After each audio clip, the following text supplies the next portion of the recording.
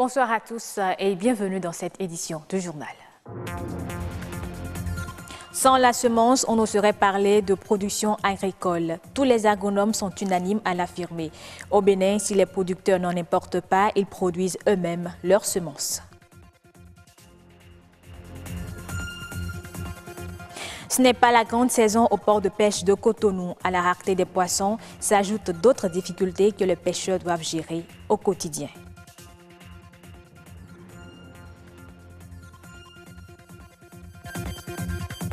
Et puis, Eloge Toshoedo est guide de tourisme. Rien ne le prédestinait à ce métier qui aujourd'hui fait son bonheur. Nous irons à sa rencontre ce journal.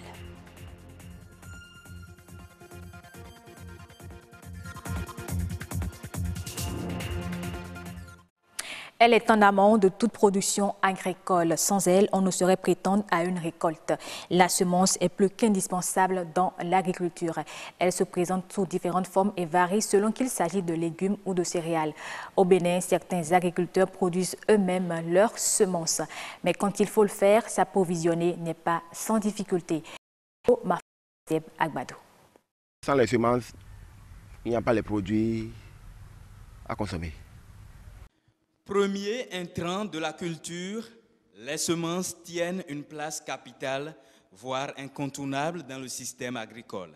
Constituées essentiellement de graines, de bulbes, de tubercules, de noyaux et de pépins, elles sont issues d'une partie de la récolte passée, réservée pour une culture prochaine. C'est nous-mêmes qui produisons, et tels que Grande Morelle, et Amarante et Chayo que nous appelons basilic, et il y a d'autres que nous-mêmes nous produisons. Aujourd'hui, les moyens d'obtention de la semence divergent selon les cultures. Les autres produits, ça vient de l'Europe, aux Pays-Bas, en France, tels que les laitues, c'est-à-dire les salades, les carottes, un peu de tout. Face à la non-disponibilité de certaines semences au niveau local, les agriculteurs éprouvent certaines difficultés. Difficultés en ce sens que surtout les produits qui viennent de l'Europe. Parce que les méthodes de conservation, des fois, on n'a pas le résultat. Les pépinières que nous faisons, nous n'avons pas les 80% de germination. Il est souhaitable que les chercheurs orientent leurs travaux sur les techniques de production de semences de toutes les plantes cultivées au Bénin, car un pays qui ambitionne l'autosuffisance alimentaire doit pouvoir assurer la production de ces semences. Au port de pêche de Cotonou, c'est la saison morte. Les poissons se font de plus en plus rares et les pêcheurs presque désœuvrés. Quand par coup de chance leur filet arrive à attraper du poisson, soit il n'est pas du goût des clients, soit il est interdit de vente par les inspecteurs sanitaires. Il n'y a qu'une partie des réalités au port de pêche de Cotonou. Je vais suivre Patrick Adiabodjou pour beaucoup plus de détails. Au port de pêche artisanal de Cotonou, on débarque entre 4 000 et 5 000 tonnes de poissons chaque année. Et pourtant, dans le marché des produits de mer au port de pêche artisanal de Cotonou, pas de poissons frais en quantité suffisante, ni de crustacés. Sur la côte des eaux, pas d'activité de pêche. Plusieurs pêcheurs sont oisifs et désœuvrés, pendant que d'autres s'occupent en tissant des filets de pêche. La pêche est très aléatoire maintenant à cause de la présence des algues et à cause aussi du début de la saison des pluies qui perturbe énormément le courant marin. Septembre, octobre, novembre, décembre, c'est la saison où nous avons beaucoup de poissons. Mais maintenant, c'est la saison morte. Et cette saison a commencé depuis février, ça va durer jusqu'à la fin du mois de juillet. L'exercice est quotidien. Ces vendeuses s'approvisionnent chez les pêcheurs qui ont réussi à trouver quelques poissons frais. Mais ces variétés ne sont pas souvent celles recherchées par certains clients. Nous, on cherche les poissons de table. La dorade, la cape rouge, le mérou, et le bas et le capitaine, les brochets, et ainsi de suite. Sur le marché du port de pêche artisanal de Cotonou, les produits de mer qui sont disponibles sont toujours inspectés. Les inspecteurs qui sont là et qui nous aident à inspecter tous les poissons débarqués avant que ces poissons ne soient commercialisés. Ils sont là, ils inspectent et ils donnent le OK pour la commercialisation. Et si le poisson n'est pas de bonne qualité, ils déclassent ces poissons-là et ces poissons sont détruits.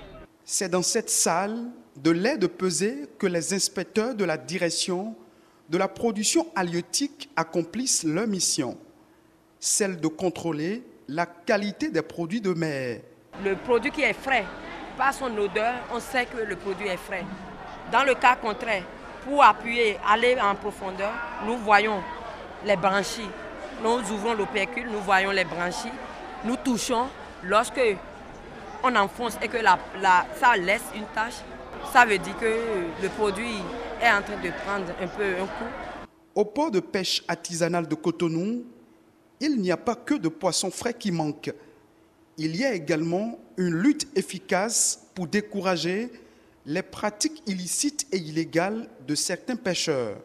Il y a des pratiques interdites, mais généralement, ces pêcheurs-là sont basés le long des berges de Cotonou. Ils sont basés à Bokikoji, ils sont basés à Pankpamen, ils sont basés à Ladji. Et c'est de là-bas qu'ils vont en mer avec des unités de pêche prohibées.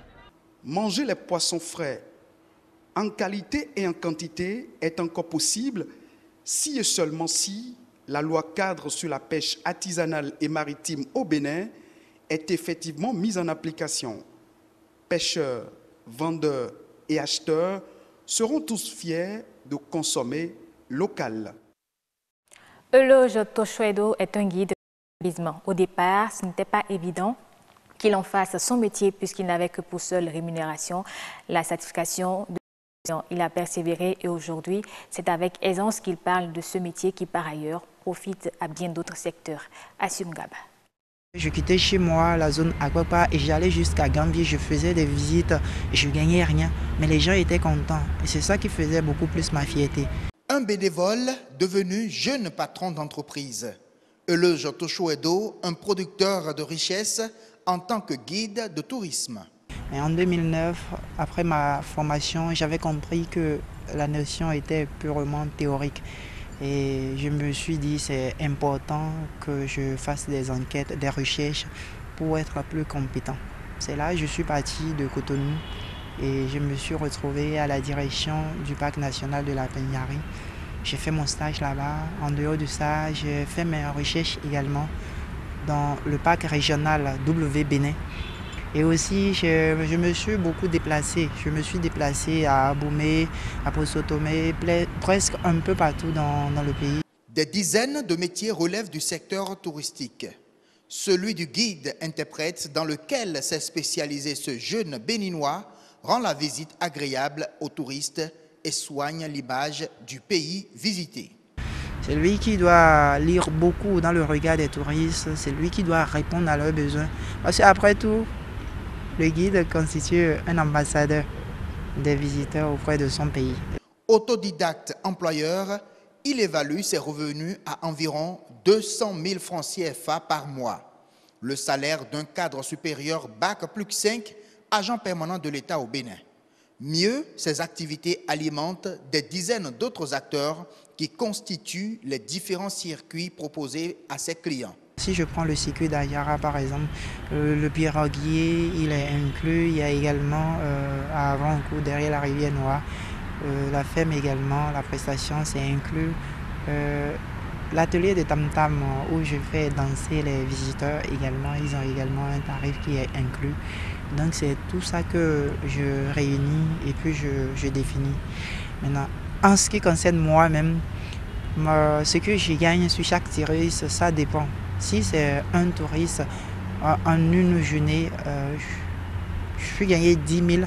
Donc lorsque ils sont plus nombreux, ça leur revient un peu moins cher. Je suis à plus de 500 visiteurs chaque année. Le tourisme propose plusieurs corps de métier, des opportunités qui se présentent aux jeunes pour se développer et se rendre utiles à leur pays. L'appui du Fonds monétaire international au Gabon s'élève aujourd'hui à près de 300,7 millions, soit près de 165 milliards de francs. Ce fonds entre dans le cadre du mécanisme élargi de crédit. Il vient en appui au programme de relance économique défini par les autorités. Il a d'ailleurs été complété par les engagements financiers des bailleurs de fonds multilatéraux tels que la Banque mondiale, la Banque africaine de développement ainsi que l'Agence française de développement. Fin de ce journal. Merci de l'avoir suivi et bonne suite des programmes sur BB24, la chaîne du développement.